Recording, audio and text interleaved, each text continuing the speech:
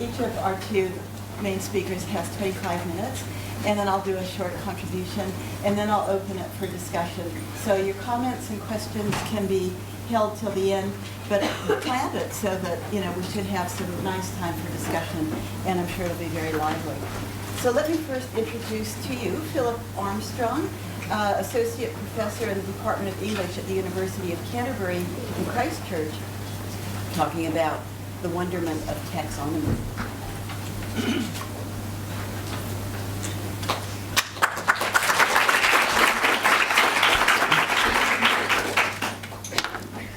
Kia ora koutou katoa. Hello everybody.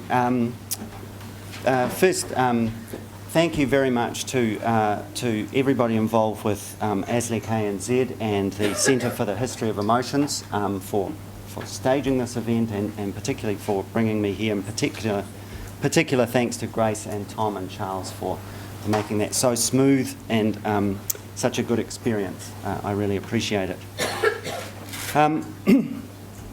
My title comes from a very well-known passage. I'm sure you've all come across it, at the start of Michel Foucault's The Order of Things. Foucault writes, "This book first arose out of a passage in Borges, out of the laughter that shattered as I read the passage all the familiar landmarks of my thought, our thought, the thought that bears the stamp of our age and our geography, breaking up all the ordered surfaces and all the planes with which we are accustomed to tame the wild profusion of existing things." This passage quotes a certain Chinese encyclopedia, in which it is written that animals are divided into A, belonging to the emperor, B, embalmed, C, tame, D, sucking pigs, E, sirens, F, fabulous, G, stray dogs, H, included in the present classification, I, frenzied, J, innumerable, K, drawn with a very fine camel hair brush, L, etc., M, having just broken the water pitcher, and N, that from a long way off look like flies. This is Borges in a tiny made-up paragraph. He's done everything that animal studies has done over the last 20 years, 40 years earlier. "In the wonderment of this taxonomy," writes Foucault, "the thing we apprehend in one great leap, the thing that by means of the fable is demonstrated as the exotic charm of another system of thought, is the limitation of our own." What Foucault calls the wonderment of this taxonomy arises not so much from the animals described, although of course some are fabulous, but from the way they are organised, from, as it were, the order of these particular things. The humour, and it is funny, arises from the fact that in a way completely contrary to the principles of Enlightenment taxonomy, each category in this supposed system implies principles of selection that are incompatible with the others. What interests me particularly today is Foucault's suggestion that wonderment has the power to make us recognise the limits of what we know, or more precisely the limits of how we know, and in particular the limitations to the way we organise our knowledge about non-human animals. The fuller version of this paper involves an attempt to sketch out some of the points that might be followed in a possible history of the relationship between wonder and Western modes of knowledge about animals from the medieval to the modern. But since I have only 25 minutes, I've cut that down to a comparison. Obviously, I've taken all that in hand. You can rely on me that it's all very well dealt with. But since I've got only 25 minutes, I've cut it down to a comparison between one pre-modern example and a couple of contemporary ones. Without the intervening historical links, I'm relying for coherence on the fact that my comparison across historical periods rests upon the genre that I think represents the closest equivalent to Borges' hoax taxonomy, the bestiary, both medieval and modern. The medieval bestiary's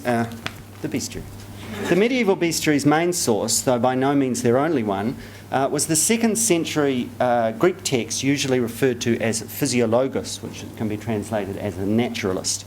In both that text and the bestiaries that recycled it, marvellous qualities are ascribed not only to mythological creatures like the phoenix, the basilisk and the unicorn, but also to extant, albeit exotic, fauna.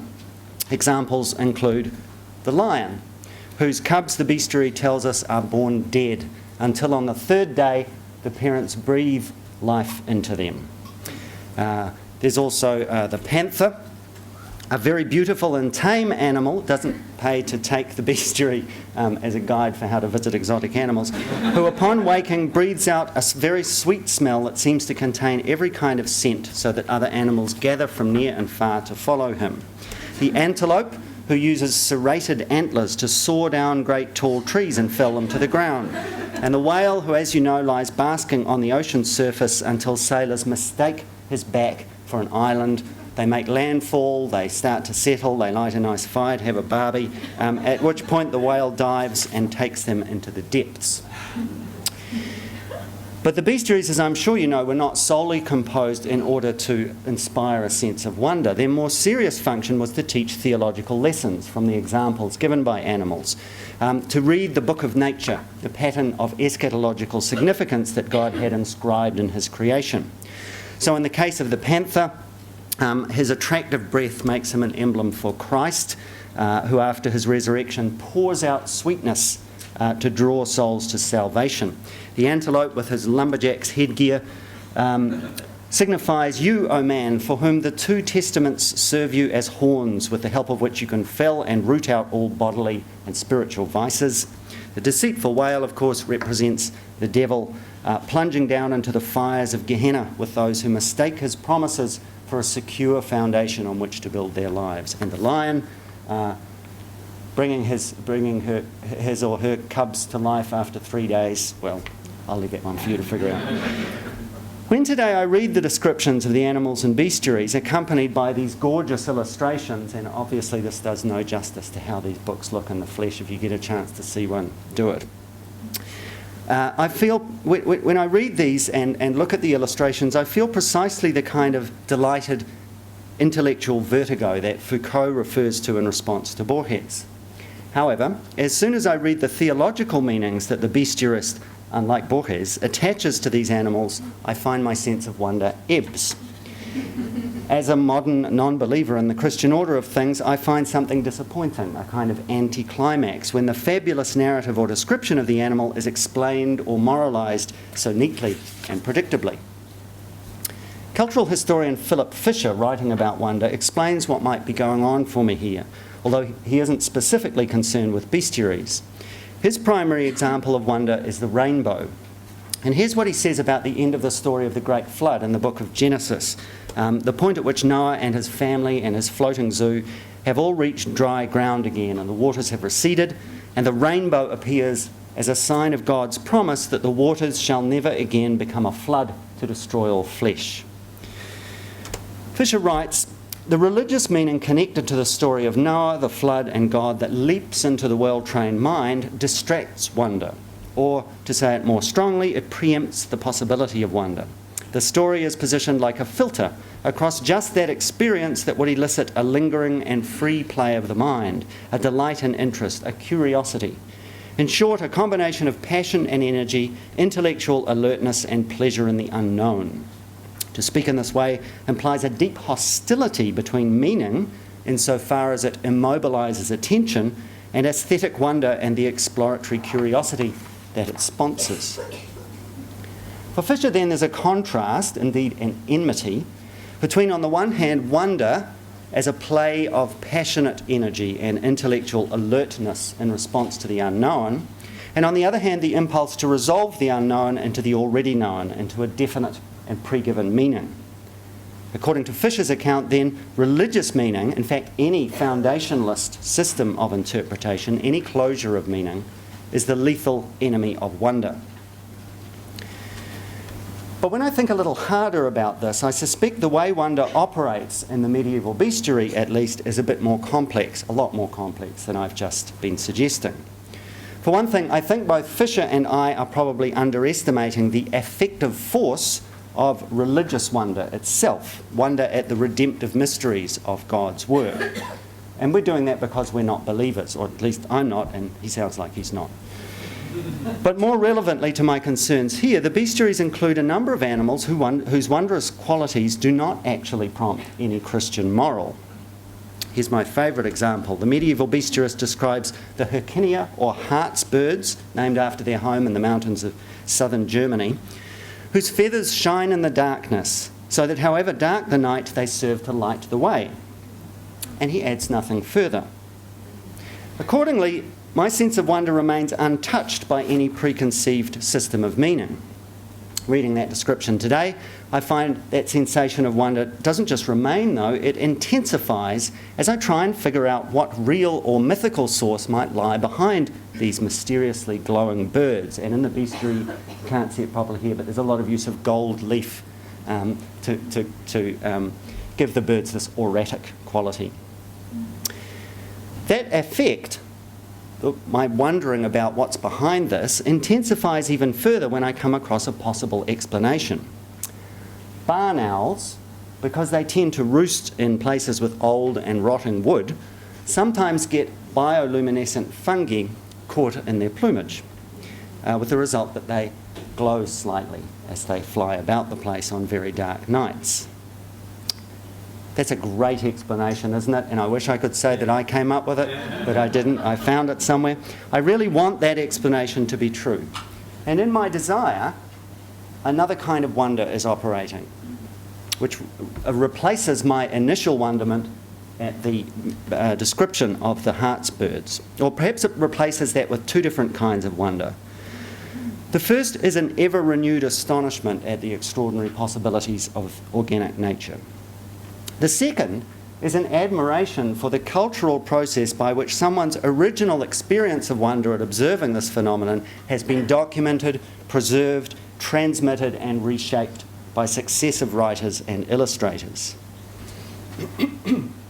There's a lot more to say about wonder in the medieval bestiary, but time compels me at this point to jump 7 or 8 centuries, because I want to talk about the relationship between wonder and knowledge about animals in the modern world. My first example is provided by David Attenborough's recent show Galapagos 3D, shown in New Zealand anyway just last year. Wildlife documentaries like this reproduce, I think, with great success, the key components of the bestiary formula. The evocation of astonishment through representation of little known or flamboyantly spectacular creatures, combined with the organisation into types and categories.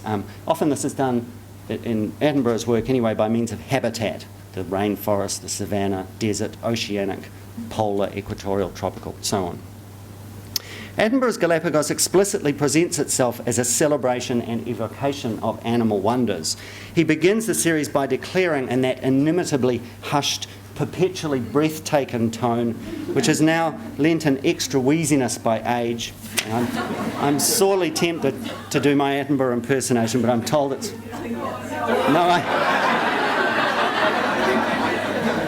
It's really not very good, so that's what I've been told. So, in the vastness of the Pacific, there's a place unlike any other, enchanted volcanic islands that are home to a remarkable collection of animals and plants. Black lizards that swim in the ocean and spit salt from their noses. Penguins thousands of miles from Antarctica. Some animals are tiny and some have only just been discovered. This is a place of wonders, let there be no doubt. Galapagos. In a lifetime spent making natural history programs, I've been to many wonderful places, but none more extraordinary than here, the Galapagos Islands. Having ensured that we understand the affective response that is required of us, the series goes on to trace the adaptation to the unique island ecosystems of various species, the giant tortoises, the marine iguanas, the blue-footed boobies, my personal favourites, the Galapagos finches and so on. These species biographies are presented using quite a lot of gee whiz CGI, which is designed, I think, to intensify our wonder, just as the gorgeously illustrated pictures in the, with their gold leaf and their rich colours of the bestiaries were designed to do. Moreover, the truth that Attenborough draws from his illuminated narratives is no less explicit than that offered by the medieval bestiaries. In Galapagos, he returns to the islands associated with Darwin's discovery of natural selection, and he does so precisely in order to rehearse, by contemplating a series of animal wonders, the truth of that very theory. Having taken us through his speeded-up origin of species biographies, he draws out the lesson. It is, he says, the deep-seated forces of biological... Start again. It is the deep-lying forces of environmental change that produce this biological wonderland. These have resulted in the most spectacular explosion of biological diversity in the world. It's not just the number of species that appeared, but the rate at which they did so. And the result is so extraordinary, it inspired the most important of all biological theories, Charles Darwin's evolution by natural selection. To me, there's something just a bit claustrophobic about the relationship here between wonder and the knowledge, the certainty of the knowledge that it produces. The spark of wonder and the pistons of Darwin's explanatory theory together constitute a kind of epistemological machine for the production of truth. For the production of truth which has, within modern cultures, taken the place occupied by God in the worldview of the medieval bestiarist. Now, I'm not suggesting that I don't believe that the unique species of the Galapagos were shaped by natural selection. I certainly do. The point I want to make is that Attenborough's version of how that happened is too quick, it's too easy, it's too familiar, and it's too camera-friendly to leave a genuine wonder intact, or for that matter, to be strictly accurate. There are a couple of places where he really distorts what biologists actually understand to have happened, and the things that they can't resolve, which I can tell you about if I had time, but you'll just have to trust me that I'm right. The result is a story arrived at by application of a formula rather than an explanation formed, tested and refined at every turn by means of a really adventurous journey through radical hypothesis-testing wonderment. Now, the ideological stakes at work in that kind of too easy, too comfortable short-circuiting of wonder are more apparent in my second example of a contemporary bestiary. This is provided by Caspar Henderson's remarkable recent volume, A Book of Barely Imagined Beings. I'm about to say some quite nasty things about this book, which I really love. It's a terrific book. So, do read it. It's really good. He deploys the bestiary genre overtly. The book's subtitle is A 21st Century Bestiary. And his aim, he says, is to describe some of the many real animals that are stranger than imaginary ones, drawing attention to the way in which our knowledge and understanding are too cramped and fragmentary to accommodate them. We have barely imagined them. As in the traditional bestiary, each chapter deals with one species, and in imitation of the medieval Book of Beasts, each is headlined with a wittily drawn capital letter that portrays one of its most wondrous features. As his inspiration for the volume, Henderson actually cites Jorge Luis Borges' 1967 Book of Imaginary Beings, as well as the Chinese encyclopedia referred to by Foucault. Henderson thereby seeks to redirect the wonder of the fantastic towards animals that actually exist or have existed in the real world. He also quotes more than once a sentence attributed to Shuangxi: "All the creatures of this world have dimensions that cannot be calculated." The appeal of the volume, and it actually, and I don't know how you do this, I wish I did, but it won 2 major British literary awards before it was even published in full. The appeal of this volume has everything to do with its strategy of evoking wonder through an updated bestiary format. At the same time, every one of Henderson's chapters, not ready for that yet, every one of Henderson's chapters is permeated by Darwinian evolutionary theory, which provides the epistemological foundation of the volume, just as it does for Attenborough's documentary. Henderson even quotes a phrase from Theodosius Dobzhansky, who in 1973 wrote an essay designed to combat American creationists' rejection of Darwinism, which he entitled "Nothing in Biology Makes Sense Except in the Light of Evolution." Now, to me, this sounds like combating fundamentalism with fundamentalism. It's an absolute faith that a single formula explains the limitless diversity of the organic world. Henderson actually makes a statement even more fundamentalist by leaving out the words "in biology." So he renders the lesson as nothing makes sense except in the light of evolution. Once again, let me say that I'm not doubting the validity of evolutionary theory itself, which is quite obviously very successful in accounting for a great many aspects of the biological world. What worries me is the formula "nothing makes sense except in the light of."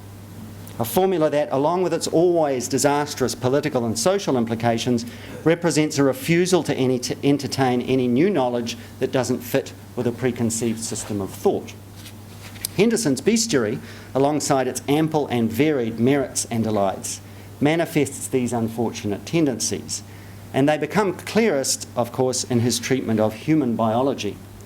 For amongst the exorbitantly strange animals that are the focus of most chapters, he includes a chapter on Homo sapiens. The decorated capital is formed by two hairy legs and feet, as you can see, since the focus of the chapter is Homo's unique form of bipedalism. This evolutionary development is explained as follows. And please don't take this example as a sign of how sophisticated most of the book is. This is not Henderson at his best. Early humans liked to eat meat. The protein and energy it provided helped feed their growing bodies and large brains, but meat has a habit of running away from you. So what to do? Early humans evolved a new way to compete on the African savannah, the ability to run long distances. Man thrived and learned to think because he was born to run. Despite the obvious objections to this theory, despite the fact that two legs do not offer an advantage of speed or endurance over four, despite the considerable body of evidence for the central importance of gathered vegetable food for early humans, despite the fact that this theory is merely a restatement of the discredited 1950s man-the-hunter hypothesis, despite all these objections, Henderson's narrative can be presented as authoritative insofar as it appeals to evolutionary logic. On this shaky basis, Henderson builds an explanation for all other the conventional and disputable distinctions of humankind. Fully upright walking and running require the spinal cord to join the brain case from directly below, so that the larynx is positioned lower in the throat than in non-bipedal primates, which has the incidental effect of lengthening the vocal tract and increasing the diversity of sounds it can produce. Thereby, so the story goes, allowing Homo sapiens proficiency in speech and song, from which follow advanced instrumental intelligence, arts, culture, and technology. Disappointingly then, or at least to me, Henderson's initial wonder at humans' peculiar feet and legs and backbones produces a hackneyed story that makes our species' supposed predatory instincts both a primary cause and a necessary outcome of our evolutionary destiny. The result is a familiar primitivism that finds the real truth and wonder of human being in the hunting of animals and the surrounding techniques and rites. All too often, evolutionary accounts tend to produce this reactionary moral in a way that closely resembles, of course, the medieval bestiarists' interpretation of the wonders of the animal world as orthodox and unchallengeable lessons in Christian eschatology. All of this raises the question, what would a contemporary bestiary look like in which the creative dialectical relation between wonder and knowledge has not been closed down by a fundamentalist gesture? A contemporary bestiary in which wonder remains active, unresolved, as it were. Well, there are innumerable ways in which it might look, but I want to offer just one example before I finish. I think it might look a bit like Bruce Baghamell's groundbreaking biological exuberance. The first part of this volume offers a wide-ranging exploration of all aspects of animal homosexuality and transgender, their diversity, history, and meanings. The second part, which in preparing this paper I was delighted to find is entitled A Wondrous Bestiary, comprises a series of profiles of individual homosexual, bisexual, and transgendered animals. The bestiary begins with the bonobo, Pan-paniscus, humans' nearest genetic relatives, who have one of the most varied and extensive repertoires of homosexual practices of any animal. It surveys lifelong homosexual pair bonds between male Humboldt penguins. It describes and illustrates non-procreative and pleasure-oriented female sexuality in dolphins. You would not believe the things that dolphins can do with bubbles.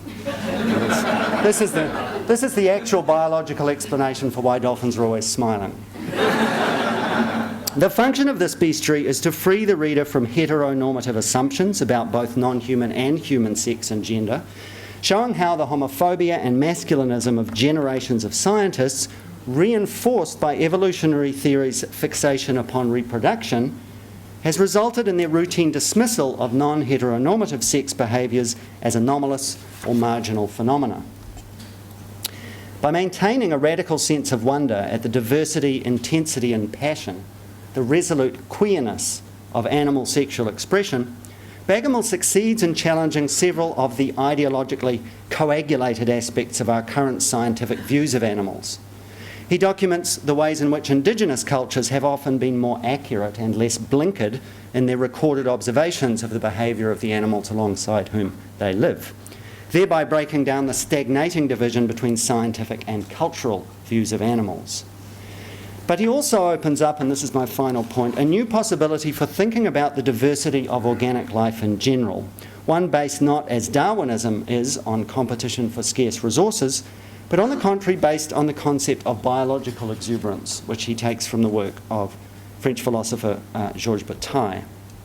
According to this view, excess and exuberance are primary driving forces of biological systems, as much if not more so than scarcity, competition for resources, or functionality, the usefulness of a particular form of behaviour. Bataille's fundamental observation is that all organisms are provided with more energy than they need to stay alive. The source of this energy is ultimately the sun. This surplus of energy will first be used for the growth of the organism or larger biological system. But when the system reaches its limits of growth, the excess energy must be spent, expressed in some other form, used up or otherwise destroyed. Virtually all outpouring of activity, the development of baroque ornamentation and pattern, the wanton consumption of animal and plant foods, the extreme elaboration of social systems, the fluorescence of new species and the extinction of others, all these can be seen ultimately as mechanisms that use up or express this excess energy. In regard to the modern organisation of authoritative knowledge about animals, I can't think of much more radical than to challenge the applications of Darwinian theory in this way. To suggest, of course, not that it's wrong or that it doesn't explain a great deal, but that it can't explain everything about what animals are, about who they are, and about how they live. I think Bagamel achieves this by staying with wonder rather than dismissing it early in the process of his thought. Not moving too quickly to convert wonder into certainty allows the wanderer to notice the limits of pre-existing patterns of thought and knowledge. In this respect, wonder seems to me the kind of affective habitus that has the potential to help us greatly as we recalibrate our species' relation to others. Thank you.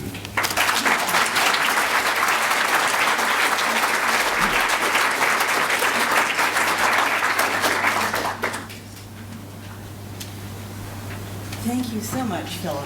I anticipate an exuberant discussion, possibly even including role plays. Who knows?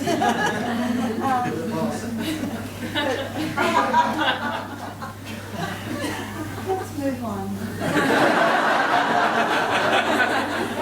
John Miller, lecturer in 19th century literature at the University of Sheffield and General Secretary of ASLE UK.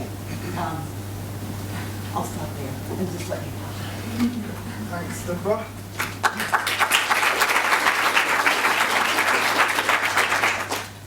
It's really good to be here. Thanks to Tom and Grace for inviting me. It was a lot of fun in Australia. Can you hear me okay if I don't stand too close to the mic? This paper is going to connect a bit with Philip's in that it's got some strange creatures in and aspects of wonder and a bit of Foucault as well. And it also touches on something that Alexis said at the end of the panel yesterday evening, based on Thomas Jefferson, about the right not to believe in extinction. A really kind of a striking phrase and quite an odd idea, but that is kind of like woven into this paper.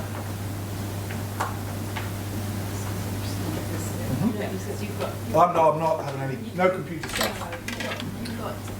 Light on your face. Oh, really? And indeed, Well, I like the idea of having light. you had writing on your face. Can we turn it back on? now the glow's gone. It's all downhill, really. The Belgian natural historian Bernard Hervermans was a man with an unconventional array of interests. Completing a PhD in the classification of aardvark teeth at the Free University of Brussels in 1939, He escaped 4 times from Nazi prisoner of war camps to make an unlikely living as a stand-up comedian and jazz singer in post-war Belgium, before becoming a Buddhist monk in later life and dying aged 84 in 2001. But it was his contribution to a rather esoteric branch of science, or perhaps more accurately, pseudoscience, that constitutes his most notable legacy. Heuvelmans is widely recognised as the father of cryptozoology, the study of animal forms, he explains, the existence of which is based only on testimonial or circumstantial evidence. Throughout a prolific writing career, Heuvelmans battled tirelessly to establish the credibility of an enterprise widely viewed with scorn as the territory of cranks, hobbyists, and fraudsters. As he combatively opens his 1955 book On the Track of Unknown Animals, most zoologists are sceptical about the possibilities of discovering new species of large animals, but some of them do not, with legitimate scientific scepticism, keep an open mind until the species is proved to exist, but categorically deny that it can possibly do so until they have been forcibly proved wrong. Heuvelmans' lament is that the taxonomic door is always already closed to the Yeti and the abominable snowman, and to the other key cryptozoological contention, the survival of animals universally thought to be extinct, dinosaurs, the mammoth, the New Zealand moa.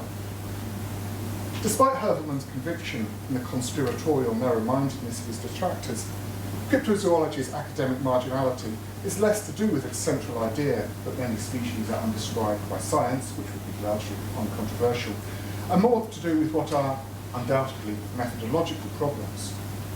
All scientific research, of course, is premised on a certain relationship to doubt, but what distinguishes cryptozoology is a specific focus on or attraction to less reliable forms of knowledge. Cryptids, as these lost creatures are known by aficionados, are beasts of rumour, hearsay, and legend.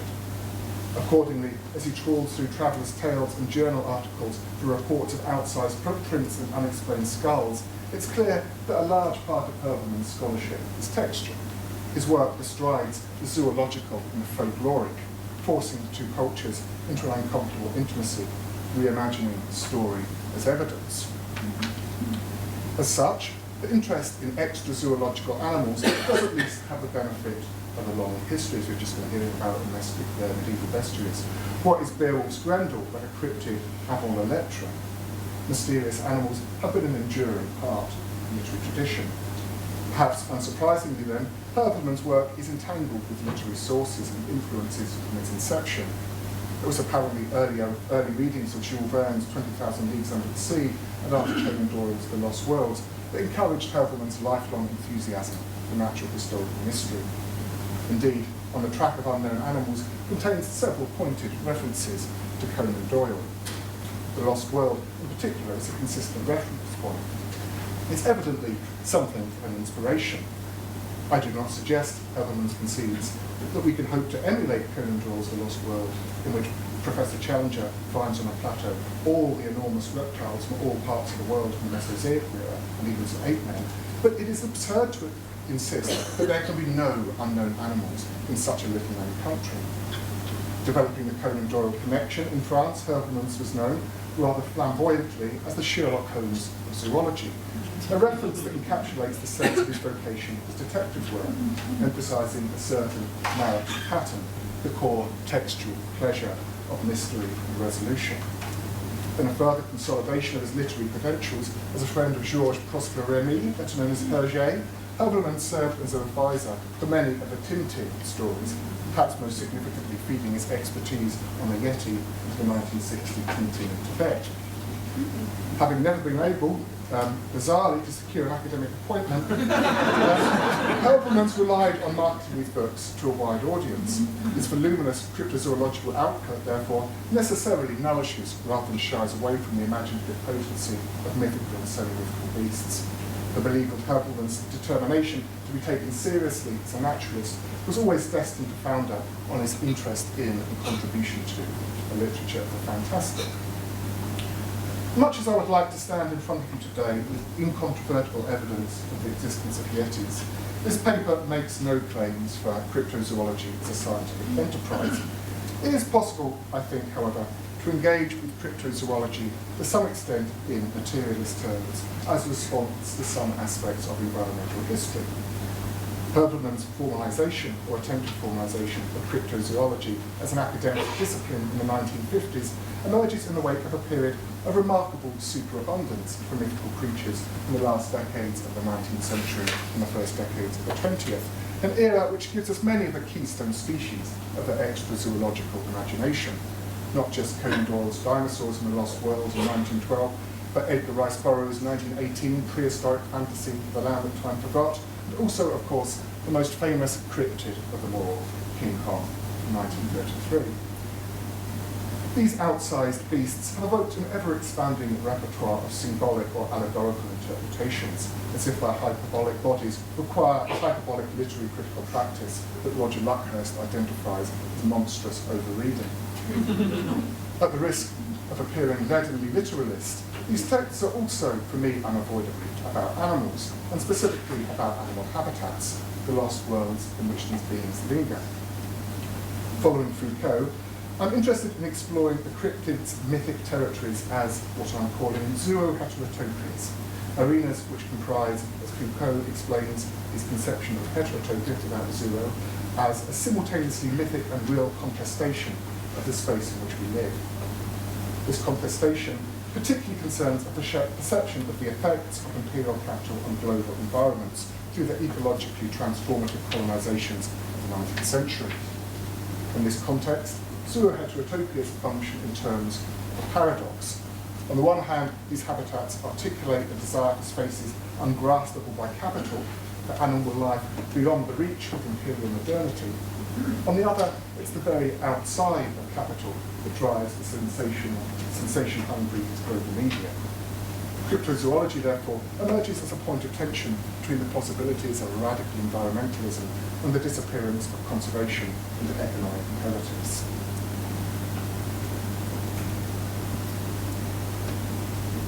Cryptozoology's hybridity, part rational scientific endeavour, part flight of fancy, surrounds it with a notable irony.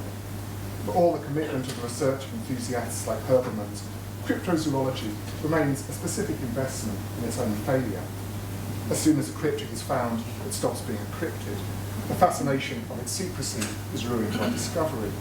If the aim of cryptozoology is to bring secret creatures to light, there remains paradoxically an aesthetic frisson in their concealment. For all Hervelmann's desire to taxonomize the Yeti, cryptozoology is structured around an anti-taxonomy, hence the resonant title, On the Track of Unknown Animals. It's the study of the unknown, we might even say the unknowable, that drives cryptozoology. The term itself, to unpack its etymology, refers specifically to the study of hidden animals, and as such is something of an oxymoron. How can you study what is, by definition, always absent? The cryptid is condemned to exist perpetually in the moment before revelation. Its natural habitat, so to speak, is the blurry photograph or shaky amateur film premised on images which could be anything, undiscovered species, a disguised human form, or, as has emerged in many real cases, any number of discarded household objects. As an enterprise at the edge of orthodox academic practice, cryptozoology itself, like the animals it studies, evades plain visibility. Researching cryptozoology today is a tale of abandoned websites, broken links, and defunct journals, as if this oddball undertaking is unwittingly performing the kind of breakdown in or dereliction of the structures of modernity that might allow unexpected animals to retain a tenuous foothold. Cryptozoology, then, is characterized by and premised upon an epistemological lack. It exists, as Marlowe puts it in Conrad's Heart of Darkness, in a blank space of delightful mystery, a white patch for a boy to dream gloriously over. Accordingly, cryptozoology is as much a discourse of geography as it is a discourse of species. It hypothesizes not just the state of zoological possibility, but also connectedly insists on the endurance of fantastic habitats beyond the reach of natural historical orthodoxy. The chapter titles of On the Track of Unknown Animals routinely announce both a creature and a territory. Knit away, the lost people of Ceylon, Orang Pendek, the ape man of Sumatra. At a moment when it seems the world's secrets have been exhausted, cryptozoology posits at some secluded cave, remote forest, or neglected island where a few last specimens have miraculously evaded the reach of science. As Herfordmans avers in the title of the opening chapter On the Track of Unknown Animals, there are lost worlds everywhere. The world, he maintains, is by no means thoroughly explained. Cryptozoology's concern with global geography supports Foucault's contention in his 1986 essay on other spaces that the present epoch will perhaps be above all the epoch of space.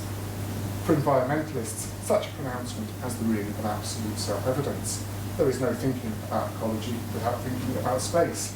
The movement to safeguard key areas of biodiversity is by now a well-established, intermittently successful aspect of green campaigning, and appears as an ongoing battle against the priorities of global capital in a time of resource scarcity. Refining Foucault's insight, we might argue that our present epoch is above all the epoch of space in relation to capital. Historically, the development of environmentalism as a spatial discourse reaches a particular intensity at the start of the 20th century, with the enthusiastic designation of national parks in response to the unrestrained environmental excesses of the Victorian period. Conservation is based, therefore, in the administration of natural habitats. The ecological bureaucratisation this endeavour entails might evoke other aspects of Foucault's thought. The assessment of animals as populations to be managed establishes conservation as a form of biopolitics that relies to an extent on the surveillance of habitats. Such an epistemological regime of environmental management is an uncomfortable proposition for cryptozoologists. You can't imagine a yeti in a national park. Sorry? Yes, it would. I'll come to that later. There is, therefore, more than coincidence to the increasing fascination with cryptids during the formalisation of national parks in the first decades of the 20th century. Wilderness is no longer a glorious blank space. The production of habitats as objects of knowledge contributes to the emergence, then, of a tone of mourning that's a consistent note in cryptozoological fictions. As the newspaper editor McArdle laments before the adventurous set sail for South America in the Lost World, the big blank spaces in the map are all being filled in, and there's no room for romance anywhere. These lines both echo Conrad's and anticipate the conclusion of another Victorian and Edwardian novelist whose work abounds with cryptids, Henry Rider Haggard. Haggard is most notable in the annals of cryptozoology for his tales of lost gorilla gods, in two of his later novels, The Holy Flower from 1917 and Hoodoo from 1924, which are key to Merian C. Cooper's and Edgar Wallace's invention of King Kong. Writing in his autobiography, The Days of My Life, Haggard admits that, with all the worlds explored and exhausted, I feel sorry for the romance writers of the future, for I know not whither they will turn. Conan Doyle and Haggard insist on a global aesthetic impoverishment, produced in part by habitat loss, deforestation, urbanisation, the rise of big agriculture, etc. And in part also by the development of conservation as a practice of land management. The modern world is shorn of romance. There is no longer a secret place, as Haggard puts it later, unknown to the pestilent accuracy of the geographer, in which writers can lay their plots. Cryptozoology may be understood, therefore, as a response to the totalising effects of modernity, and as such, as an intriguingly resistant discourse. Because of this, Foucault's work in other spaces provides a pertinent framework within which to examine the cryptozoological fixation with the world's occluded beasts and the broader question of the affective dimensions of animal habitats. Zooheterotopias, spaces characterised by mythic animal presences that are outside familiar regulated geographies, generate a particular affective experience that reflects back onto and adjusts understandings of all other sites. Foucault's evocative formulation of the heterotopia, which I'm adapting here, is notoriously vague and inconsistent, but does capture several key aspects of the cryptozoological territory. The idea of heterotopia unfolds in Foucault's essay through 6 principles, and there are 3 of these that are particularly useful in conceptualising zooheterotopias. These 3 principles are, firstly, that heterotopias function at full capacity when men arrive at a sort of absolute break with their traditional time. Secondly, that heterotopias always presuppose a system of opening or closing, both isolates them and makes them penetrable. And lastly, that heterotopias have a function in relation to all the space that remains. I'll briefly illustrate how the first 2 of these zooheterotopic principles function, now I'll offer some broader provisional conclusions based around the third. To turn to the first of these, zooheterotopias then constitute an absolute break with their traditional time. As much as cryptozoology is a discourse of space and habitat, it's also connected with a discourse of time, or rather, more specifically, it's a particular sense of temporality that constitutes the spatiality. These are, to allude again to Edgar Rice Burroughs' famous story, the lands that time forgot. Spaces that obeyed progress and modernity to offer a glimpse back into an ecology before the expansion of capital and taxonomy across the globe. The obsession with dinosaurs in cryptozoology and cryptid fictions serves precisely this function of breaking with time, stepping outside history into an era characterised evocatively as the prehistoric. King Kong, not a text of course primarily concerned with dinosaurs, throws a handful in for good measure as the paradigmatic signs of the space of the long before. As the character of the Hollywood filmmaker Carl Denham comments in Delos W. Lovelace's neglected novelisation of the movie, which was actually released prior to the film in 1932. Why shouldn't an out-of-the-way spot be just the place to find the solitary, surviving, prehistoric freak? The out-of-the-way is the prehistoric, the out-of-the-way is the out-of-time. But the movement through space is also a movement into the past, reminds us of the very obvious thread of King Kong and other cryptid narratives to imperial fictions, in which the movement from the metropolitan centre to the colonial periphery is always a journey back into the primitive, with the familiar discourses of race this relies on. If we might define modernity as a period obsessed with its own newness, with a triumphal overcoming of the past, cryptozoological fictions represent a determinedly nostalgic desire to access another time when the world was fuller and stranger and human power compromised. The cryptological beast functions as a sign of this environmental nostalgia, but the required presence of animals that are larger, stranger, and more combative in recognised creatures also reveals that such an attitude is connected with animals as themselves objects of nostalgic drive. King Kong and the Lost World are texts grounded in mourning and fading presence out of otherness. So to the second zooheterotopic principle I'm borrowing from Foucault. Heterotopias always presuppose a system of opening or closing that both isolates them and makes them penetrable. More than just geographically inaccessible, there also has to be something approaching a ritual governing the entry of the cryptozoological adventurer into these set-apart places.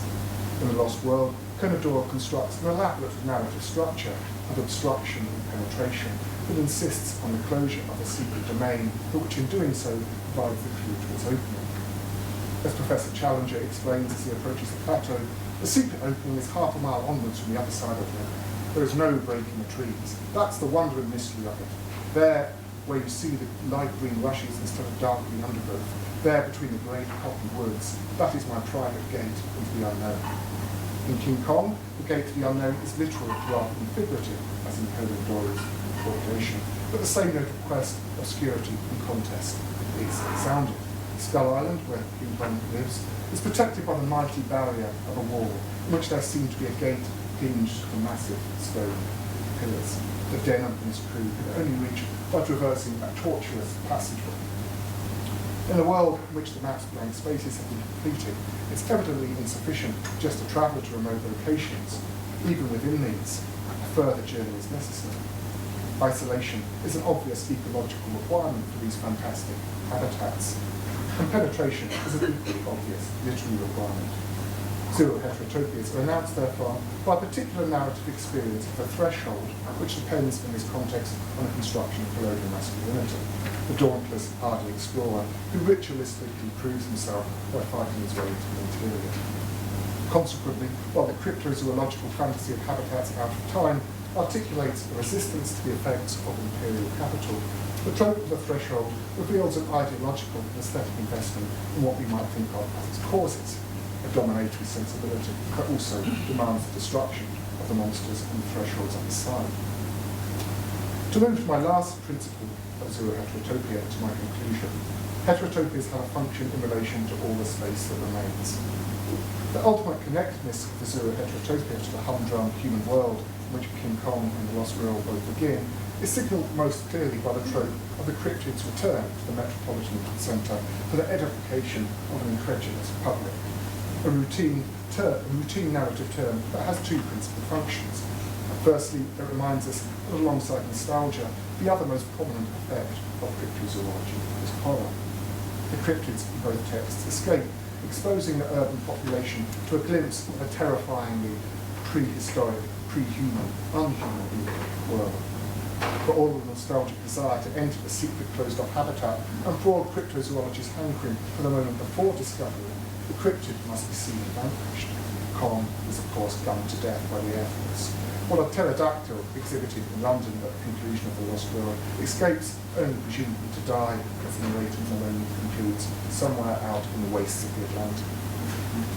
The second function of the cryptid's return is to buttress an economic imperative prominent in both texts. Con exists to be monetarized in the developing movie industry that the text is metafictionally based around.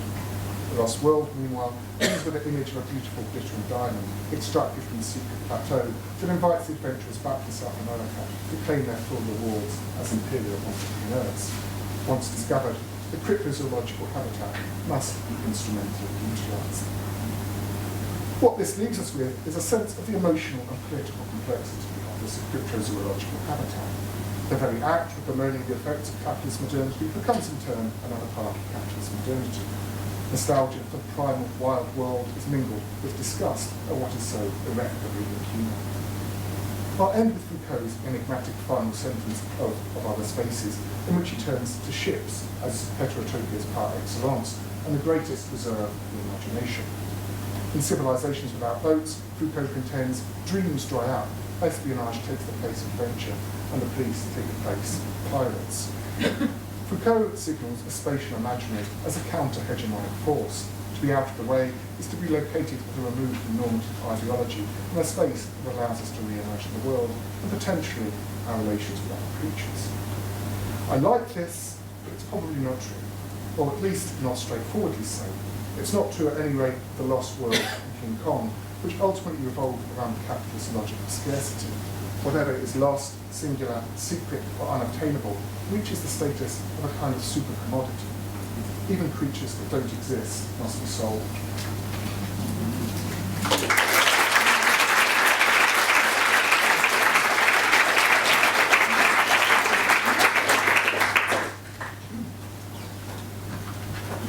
Thank you so much, John.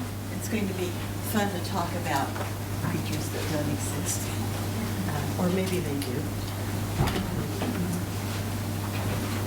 Does anybody know how to turn this back on?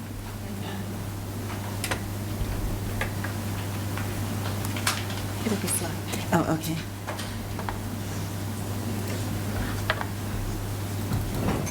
Thanks. There we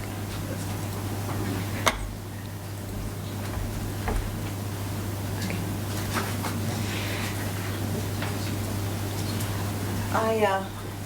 I was meant to have introduced myself earlier. So I'm Deborah Rose. I'm in the Environmental Humanities program at the University of New South Wales. And I just want to share with you today a little kind of flavor of some work that I'm doing. It comes out of the ARC grant that Tom Van Duren and I have, multi-sited, multi-species ethnographies at the edge of extinction. We're working on a number of different case studies, many of which appear in Tom's book that you will have an opportunity to buy this evening. The stuff I want to report on today concerns the Hawaiian monk seals that I've been working with. I want to be talking about the communities that form between humans and monk seals when monk seals haul out on the beach to sleep. And there's a whole network of volunteers who take it upon themselves day in, day out to troll the beaches to find out who's where and to set up protective barriers like this Hawaiian monk seal pup alert, explain to people why they can't go near, what it's all about. These people put reports through so that the scientific monitoring of all of this is really coherent. And I've been doing a lot of interviews with these people, talking with them about what they do, hang out with them while they do it, This is on Waikiki Beach, where a seal chose to haul out. And here are all the people out sunbathing, and here's the monk seal out warming up in the sun. And here are the people putting up tape around them, and then they stay there all day for as long as the monk seal stays there. They're there, and they answer innumerable questions, the same questions generally over and over and over again, and are just really, nice to everybody who comes along and do a lot of PR work for the monk seals. I guess one of the things that interests me here then is in this time of extinction, this is a critically endangered species, probably the most endangered marine mammal in the world today. There's only 1,100 of them alive on Earth as far as anybody knows. And there's a very strong possibility actually that the species won't continue in the wild. The trajectory isn't looking all that great. So one of the things that totally captures my interest in this time of anthropogenic extinction is, well, on the one hand, the kinds of communities that form, what is involved in making these commitments in these communities, but also in the process of what we would maybe would have wanted to call bearing witness, like bearing witness to endangered creatures is part of what volunteers do. But because we're living in an era when so much is unknown, and when it's so unclear what possible consequences any action can have in the longer term, it seems to me that we're also talking about becoming witness, dealing with something that's both impossible and necessary, dealing with something where the outcomes are totally unknown. You simply can't link your action today with any kind of longer term project because that's unknown. And in fact, people don't want to link to longer term projects. They want to just be with what is, which I think is extremely important.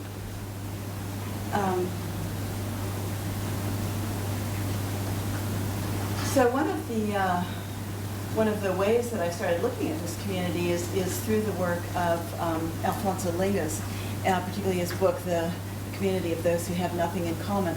So he makes this big contrast between communities, which he would call a rational community, the communities that are founded amongst those who have at least something, but often a lot in common.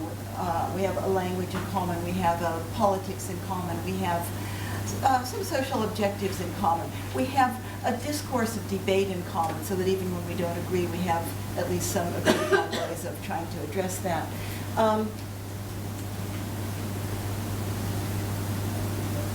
The community, and then the question arises as it arose in Europe during the years, during the 30s, the years of the rise of fascism and everything, and of course after the Second World War most immediately and excruciatingly, what of the stranger? Like how does the community function in relation to the strangers, the unwanted, the refugees, the spies, the scapegoats, all of them?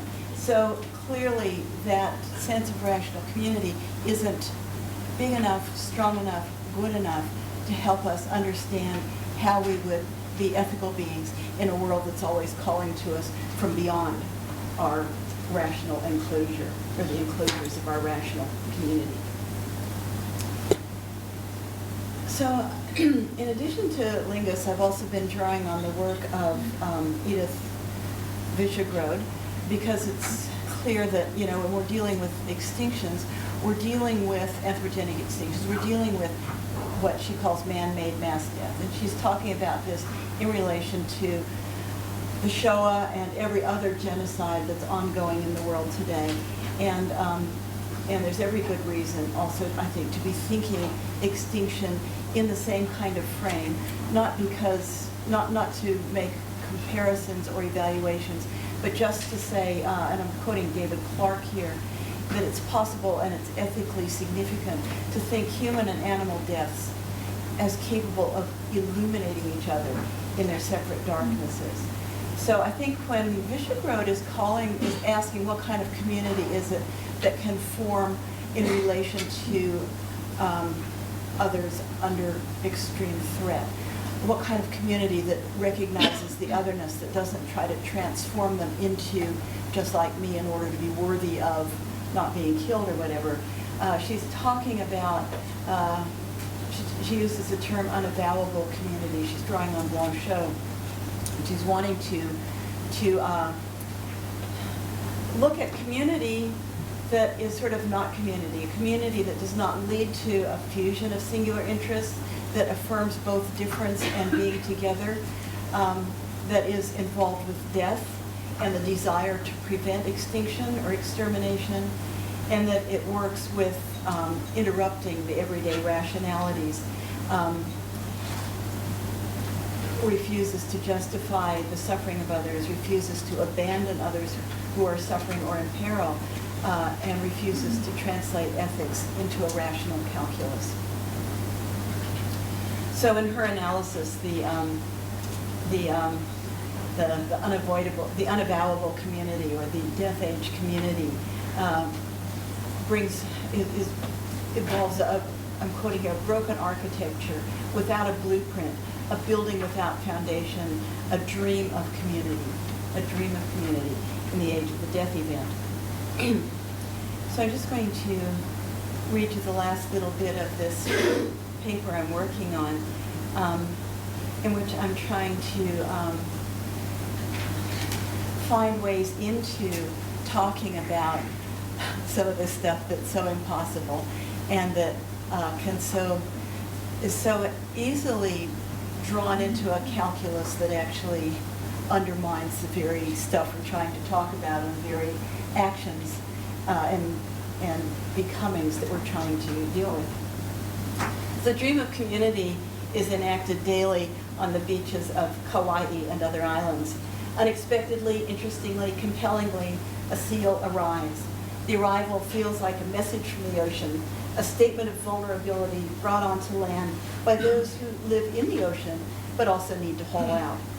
The moment is a fissure in monoculture, a happening that becomes a recursive attractor that continues to open up other communities. Late on this particular day, my friend Tim Robinson, who's one of the volunteers that I'm working with in Kauai, Tim rang offering to take me to a beach that was far less frequented than the ones that I've been going to before that, where Pup was only a few days old. We had a long walk on the beach to get to the birthplace. Tim is a big man. He was recovering from broken bones in his foot, and yet he glided through the slippery sand like a creature born to it, while I struggled. It was late afternoon on a typically perfect Kauai beach. Every cliche was true. The water was turquoise, the sand was white, the sky was blue, gentle breezes carried fresh and tangy air, the sounds of waves and birds were all that could be heard. We were walking, I thought, through what Levinas calls the elemental. I'm quoting here, we do not relate to the light, the earth, the air, and the warmth, only with our individual sensibility and sensuality. We communicate to one another the light our eyes know, the ground that sustains our postures, and the air and the warmth with which we speak. We face one another as condensations of earth, light, air, and warmth, and orient one another in the elemental in a primary communication. At last we came to the mother and pup. The tape barrier was up and we couldn't go close. That's a lens that zooms. We walked away from the ocean, heading back towards some low trees from where we could talk, take photos, and observe with less chance of causing disturbance. And that was where we discovered, that people had been making prayers. A prayer in this context is, to quote Michael Lunick, a small, ancient, wonderful, free-form, do-it-yourself ritual of connection, love, and transformation. One of them was set at the base of the tree on the land side from where the seals were. People had made a circle from sawn logs. They arranged stones in the center and radiated mussel shells outward. They added a feather and pieces of driftwood. They put a piece of driftwood upright in the sand. It had a fork, and they put a stone and another shell in the fork, creating a gesture of offering. The artistry lay in the care to show that this was totally non-random. At the same time, only found materials were used, creating an offering of local intention. The creator or creators drew on ancient forms, the circle on the ground coupled with the upright column. The prayer was open to embellishment. It gave no sense of being completed or of being a self-enclosed project. There was always room for another feather, another shell. The beach was large, and there was, in fact, another prayer. This one relied on driftwood shells and stones, and creators had brought some fresh flowers. According to Tim, these arrangements had been put in place shortly after the seal was born. And here, too, there was no sense of finished work. The prayers were like life. They were gestures in the mode of becoming. They were offered in the spirit of the encounter. They brought forth an ethics of joy and gratitude, praise and offering that pervaded our presence there and keeping us turning toward that which had drawn us out of ourselves. Just as the physical prayer was open to further embellishment, so too there were possible messages of these prayers, if indeed they bore messages. We don't know. It was almost mysterious. The seal's presence, I want to be saying, was a blessing. That is, it was a gift to which we have no autonomous right. It was a gift that we can only experience as an emanation from outside or beyond oneself, one's expectation, one's desire. And there are recursive effects of blessings, not only that one leads to another, but provokes and responds and remakes others. Indeed, blessings compound, so that to walk amongst them is to walk as a participant in another mode of becoming. And the more I work with multi-species communities, the more I realize that the big philosophical questions apply to all meaning-making creatures. As humans, we make our own kinds of meaning, and no doubt our meanings are not identical to those of others. But here on the beach, one could see multiple forms of meaning, expression, and creation. And perhaps all of us living creatures make prayers. The mother and pup were involved in their own drama of connection, love, and transformation. Humans responded. These are prayers by and for those who have nothing in common. They're the other prayers that enact through gratitude and commitment a significance of life that takes us outside our enclosures.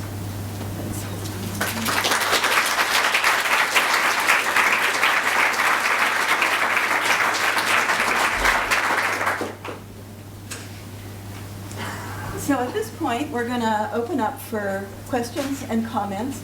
And whilst I don't want to get fascist about timing, we started 5 minutes late, so I think we can go 5 minutes over and give people time. If you have a comment or a question, could I just ask you to keep it as succinct as you can so that others will also have a chance? Because I think we're in for some lively discussion here. So let's go. Yeah, Jeff. You can probably hear me, I guess. Debbie, You guys should come up here too. Yeah. Okay. Thank you. Yes. Thanks for that. All of the panel. I just wanted to mention something, Debbie. I was in Hawaii last year and actually met one of the scientists working on the monk seal project, and she told me something that reminded me of you. So this is a bit of a circuitous kind of synchronicity, I guess, that she was telling me about two different populations of the monk seals. One that was really out in a very remote place where they had to go out in boats and stay for 3 months with all supplies, and one that was in quite a habited beach, as you've mentioned. You know, even on Waikiki, the seals will come up. Ironically, she said that the population that was very close to human habitation was actually doing much better than the one that was right out in the wilderness of the ocean. And that just reminded me of this teaching that we've had about wilderness not being dichotomous to, cultural spaces. And I took a lot of heart from that, the fact that there was this population of little monk seals living just off a really heavily populated beach. And they were actually doing really well. Yeah, it's in the longer version of the paper. It is one of the fascinating things about this population. In this protected area, they're having a terrible time, and the only place that they're thriving at all is close to humans. So you're right, it does. There's some good science behind that, and I think they have a pretty good handle on what's going on, but they don't have much capacity to actually do much about it, which is very, very frustrating. I've interviewed some of the scientists too. But yeah, it's another aspect of was something that Tom and I both been working on, and in our joint paper on multi-species stories for the city, or whatever it's called, that so much of how we relate to wild animals these days is where we live, in the proximities that are becoming increasingly part of everyone's life. So it's just a really important area to be thinking about. Thanks, Jim.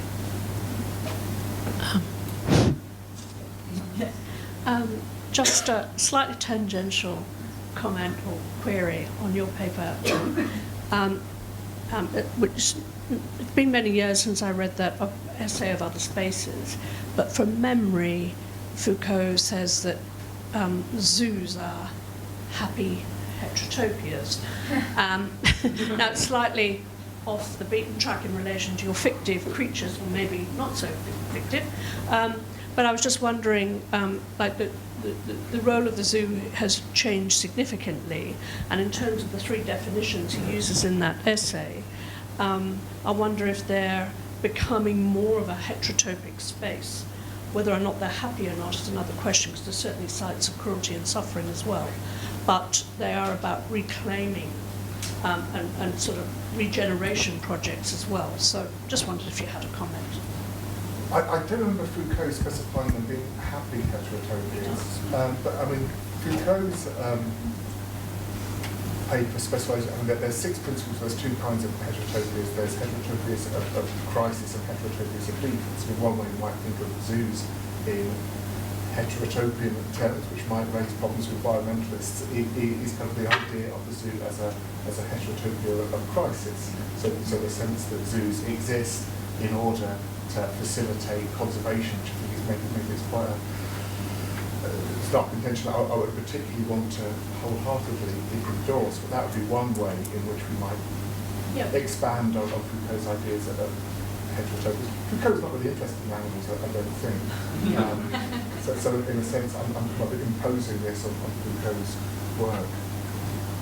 He's interested in biopolitics, though, so by extension, It's very useful for animal studies. I think a lot of his work is because it's about power, population, and about space as well. So I think it's very useful. Even if the system is given the world, if it's not done it itself, it's provided a kind of series of conceptual tools that we can use subsequently.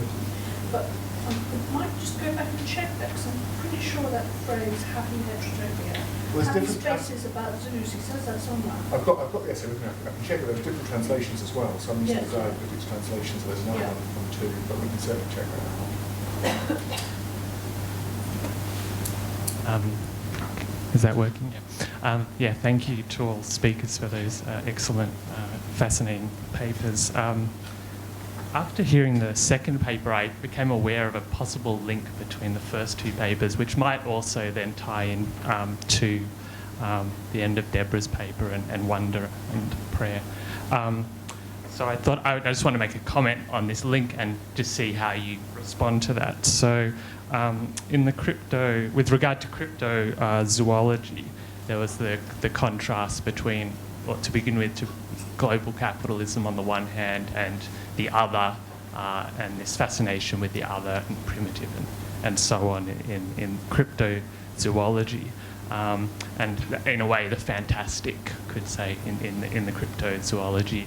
And in the first paper, this presentation of sort of Darwinian evolutionary theory in this rigidified and sort of reductive form that actually gets rid of wonder. And I wonder if, but in both cases, there's a kind of, well, there's the lack of a wonder, but also a lack of genuine imagination, and there's also a connection there that because we don't see, in a way, we don't have wonder for what's before us or what we don't yet know, or to the mysterious sides of life that are, not fantastic. What sort of links you see there. I'm not 100% clear on the connection that you're making. Is it to do with, in relation to wonder anyway, is it maybe to do with the idea that it shouldn't just be, well, this is what it made me think, what you were saying, not necessarily just about what we don't know, but also about what we encounter I more think, from it? I guess systems of knowledge, when they become kind of dogmas or Yeah. easy formulas, they kind of imprison our knowledge and imagination, and I'm using imagination in the sense of ways of thinking otherwise that might disclose new aspects of the world to us or things that we don't yet know. And to me, that kind of lack of openness, let's say, to the other side of that is seeking the fantastical, rather than seeing that in a kind of more an imagination or wonder that's more directly engaged with the empirical world. That's Yep. The sort of central section of the longer bit of this paper is concerned with Philip Fisher's this is a terrific book, Philip Fisher, Wonder, the Rainbow, and the Aesthetics of Rare Experiences. I don't know if you know it or not, but he's mainly concerned with Descartes, as a matter of fact. And he talks about the role of wonder in Descartes, and Descartes says in The Passions of the World, he says, wonder is the first of the passions. And then in a couple of paragraphs on, he says, but we need to get rid of it as soon as possible. And Fisher talks kind of talks about wonder as a poetics of thought. He says that wonder, produces new knowledge and new ideas, which then produce a spark of new wonder for what isn't explained by that, and it's a kind of, and on it goes. And he says that that's what happens in Descartes. I think he's a bit nice to Descartes there. I think Descartes was pretty determined to impose his model. But I think that idea of, and elsewhere Fisher talks about wonder as the hospitality to new ideas. So there are, those two ideas, the poetics of, wonder as a poetics of thought and hospitality to new ideas, I really like those as ways of thinking about wonder, within whatever epistemology we're operating. It's not like there's the fantastic and there's science, and the fantastic's got one. And also there's all sorts of ways in which wonder can operate, I think, in quite an enclosing sort of way. That's sort of what I was trying to say about Attenborough. Stephen Greenblatt, when he's talking about wonder in relation to Columbus, says wonder's an agent of conversion. Columbus writes back to the sovereigns of Spain to say, this wonderful new world, we must have it. These wonderful new people, what good slaves they'll make. So wonder's a tricky thing. I love the hospitality to new ideas and Yes, projects it's of thought. That's really great. And I was wondering about the relationship between wonder and power, because your paper touched the relationship between wonder and knowledge. We think we routinely think of like Foucault's haunting us about the relationship between knowledge and power. Now that Columbus thing does raise that question quite forcefully, and I wonder how you might think about that in relation to animals. So if we think about kind of the poetic thought, hospitality to new ideas, hospitality to the other as an aspect of wonder, but do you feel that might be compromised in some sense, that it might slip over into, like experiencing wonder about animals, slip over into something kind of territorialising or appropriative, or I wouldn't be surprised, but not always. Wonder's that's the thing, isn't it? That wonders. Even when we're talking to each other, we're saying, I wonder this and I wonder that. You can't avoid it. It's everywhere. And so I think it's good to try and notice sort of more locally what different kinds of wonder are operating.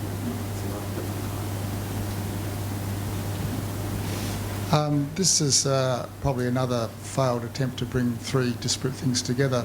But I just want to start off with John, and it also relates to the first presentation about Australia was a zooheterotopia for Europeans, and are full of wonderful creatures, partly to do with the fact that it was on the other side of the world, and this was exemplified in the black swan. But going back to the idea of the cryptozoology, this is in fact a creature that was imagined as being impossible by Juvenal in the 1st century, and 1600 years was actually just encountered by the Dutch. And because the black swan is endemic, or not endemic to Australia, and particularly it's the aval faunal emblem of Western Australia, it's actually predated on by foxes. So you got this curious situation where an animal that was introduced to Australia to be hunted has in fact become the hunter, and the native animal. You can replicate this with many other species. So wanted to kind of, or to think that, cryptozoology, might actually, not with the kind of charismatic megafauna that might exist, actually have something to do with creatures that were found to exist, or creatures like the platypus, which were bizarre, and we saw it. Some of us saw it in the National Museum here the other day. Might actually have some traction in actually thinking about how we might relate to animals. All kinds of mythical creatures are real, and gorillas are my kind of favourite mythical creature. Of course, they're real, and gorillas were invented in 1848, which is very late for such a large animal, and kind of popularised in 1861. So this is something that Herbermans is particularly interested in as support for his endeavour, is that these kind of mythical creatures do kind of sometimes appear to be true, and he does chart a number of examples of largish mammals that were discovered in the 20th century and still are being discovered. I think this year there's been more kind of largish, well, quite small mammals, I suppose, that have been discovered. So, well, certainly historically you can blur that boundary between the real and the not real. And also cryptozoologists are always looking towards the last frontier, in the words of Star Trek, which is, of course, galactic biodiversity. So, yeah, I mean, certainly that boundary between the real and the mythic is geographically and historically contingent.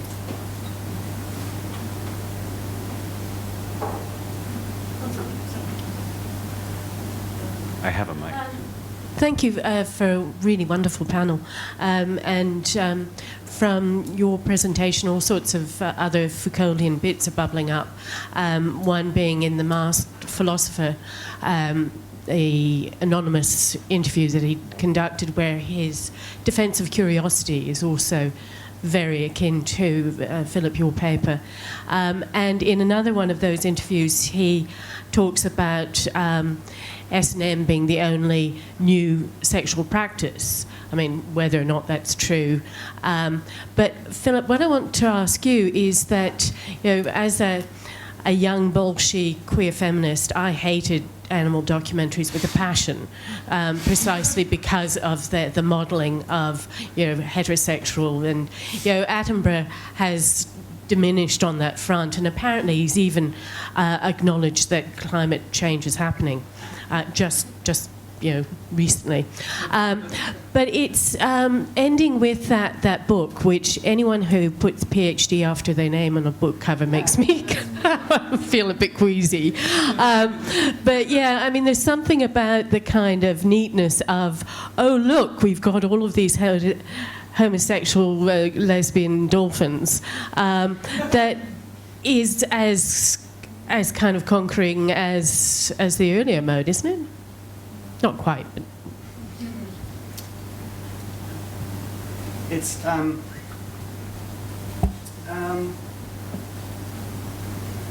don't think so. Because I think what I'm arguing is that what he does with it, is, convincingly or not, I don't really mind. Accurately or not, I perhaps don't even mind. What I like is that what he does with it in a very substantial chapter of the book is to say, well, we need to open it all up. We need to pay attention to those who have traditions of observing animals that aren't our own, and he does that at some length and really interestingly. He talks about he quotes a lot from field scientists observing animals. There's a great quote from Valerius Geist, who was the authority on the bighorn sheep, and how he realised as he started to observe them that most of the sex that was going on was same sex. But that's what I'm saying. His terms they are monogamous, heterosexual. It's the terms he's using rather than the wonderment we could take at different forms of sexual practice that we haven't even imagined. That was the crux of my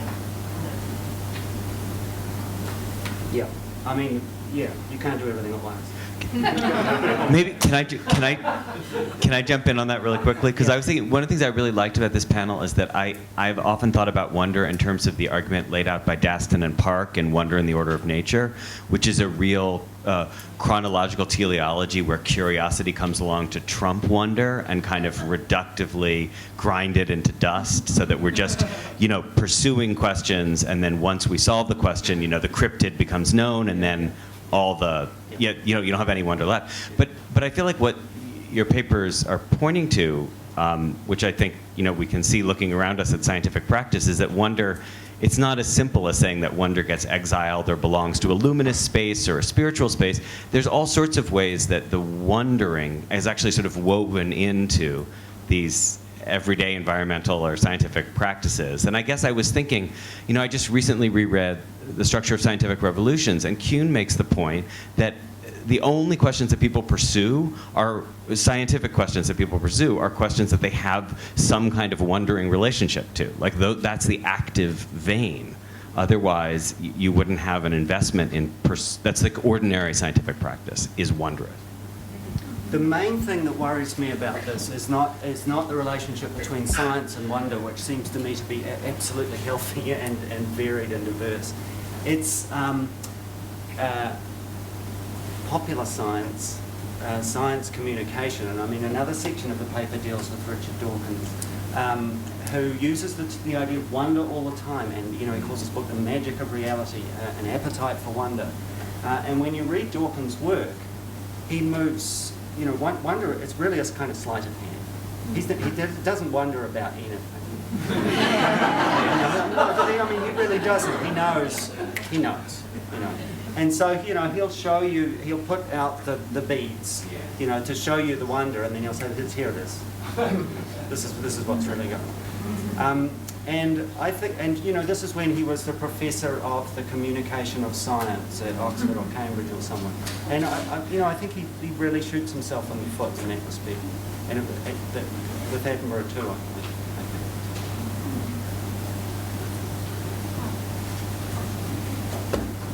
I just wanted to talk about 200 to 300 nautical miles offshore, and that zone perhaps becoming sort of the edges of the fantastical still, and perhaps at this cusp of exploitation within those zones and with deep sea mining, that there is a real call for cryptozoology to be enlivened in our contemporary times.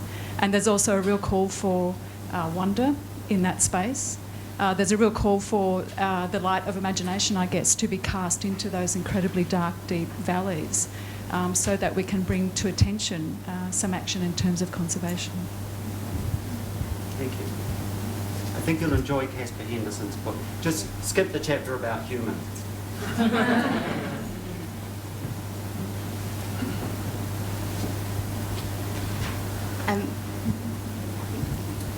Is this on? Yes. I wanted to think about the temporality of the crypto and of wonder, picking up on part of the discussion, but also on things that we've been talking about for the past few days. So Libby talking about slow media and what museums do, and Linda also mentioning a temporality of ethics.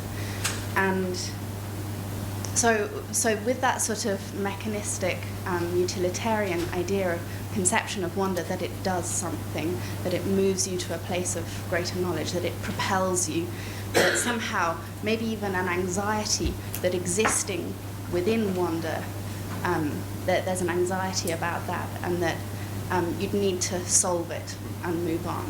And so that perhaps what I'm hearing is that maybe there's a possibility for challenging that, for existing within wonder. But there's a real problem with that as well, because what are the politics of existing within wonder? And I think something similar applies to the crypto and to the moment before discovery and before solution. And I just wondered if you would speak to that. Yes. Okay. That's a very rich way of thinking about it. The temporality of wonder, how long does wonder last for? I don't know. I wonder if it... I'm kind of thinking about wandering, indeed. It kind of makes me think of meditation. This is maybe a kind of bizarre digression about cultivating a state of mind that does not flicker away from attention, which might be so. The question, if wonder is useful kind of in an environmental context, then I wonder if that doesn't demand us to change our relationship to time and to experience wonder with each breath. It's the Gideon coming out. But just a kind of if there's a question about temporality and wonder, then it invites some reflection on modes of attention and kind of as part of an ethics of occasioning the world. I have kind of different take on that, which is probably not contradictory at all, but just another take on that. And that would be, I think, that there's something very important about moving in and moving out of wonder, and that it's like the rainbow, it doesn't stay there forever. It wouldn't be wonderful if it did. So, and something in that, in other papers, I've sort of called it the shimmer of moving into awakening and then the moving out of it. So I think that that patterning is actually part of what makes wonder work as wonder. That's good. What they see. I think the politics of existing with wonder, my question is, I think they're anti-fundamentals. It's the only thing I've thought about that so far.